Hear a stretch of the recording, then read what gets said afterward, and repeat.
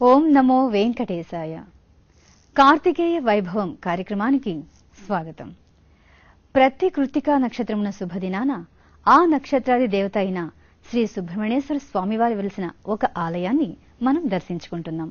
ఆ క్రమంలో ఈరోజు తూర్పుగోదావరి జిల్లాలో ప్రసిద్ధి చెందిన అలవెల్లి మల్లవరంలో శ్రీ సుబ్రహ్మణ్యేశ్వర ఆలయాన్ని దర్శించుకుందాం. కుమారస్వామి తత్వం నిగూఢమైనది. జగత్తుకు కారణమైనది బ్రహ్మ సృష్టి అయితే కుమారతత్వం నిత్య జాగృతావస్థ చైతన్యానికి నాంది అని ఋగ్వేదం కీర్తిస్తుంది. కృత్తికా నక్షత్రమున్న శుభవేళ కుమారస్వామిని దర్శించి అర్చన అభిషేకాదులతో సేవిస్తే ఆయన కరుణకు పాత్రులమవుతాం. ఆ సంకల్పంతో సుబ్రహ్మణ్యేశ్వరుడు వెలిసిన ఆలవెల్లి మల్లవర క్షేత్రానికి సాగుదాం.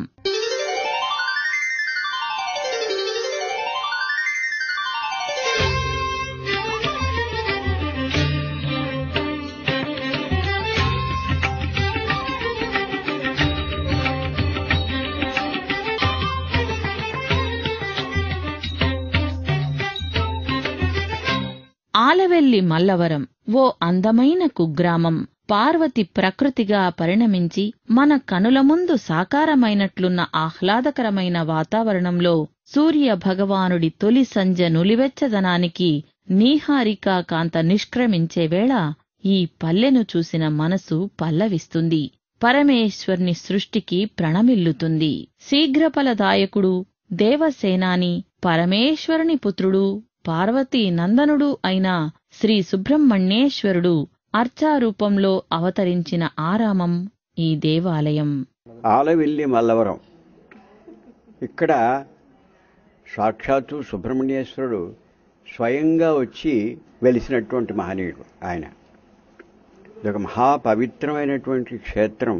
సుబ్రహ్మణ్య ఆలయాల్లో నాకు తెలిసి మన ఆంధ్రప్రదేశ్లో చాలా విశేషమైనటువంటి ప్రసిద్ధి చెందిన మహత్యం ఉన్నటువంటి ఆలయం ఇది, సుబ్రహ్మణ్యేశ్వర ఆలయం. ఇక్కడ ఎంతోమంది మహనీయులు వచ్చారు, ఇక్కడ దర్శనం చేసుకున్నారు. అందమైన కొలను ముందు కోవెల, నింగిలోనికి సాగుతున్న ధ్వజస్తంభం, మనస్సును అంతర్ముఖం చేసే ఆధ్యాత్మిక అనుభవం ఈ కోవెల దర్శనం.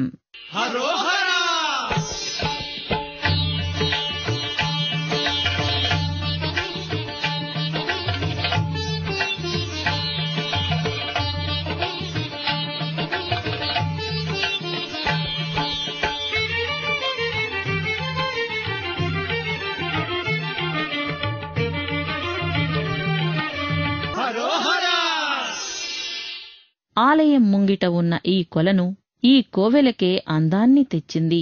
పచ్చని పొలాల మధ్య ప్రకృతి సిద్ధంగా ఏర్పడిన ఈ పుష్కరిణి జలం పవిత్రమైనదిగా భావిస్తారు.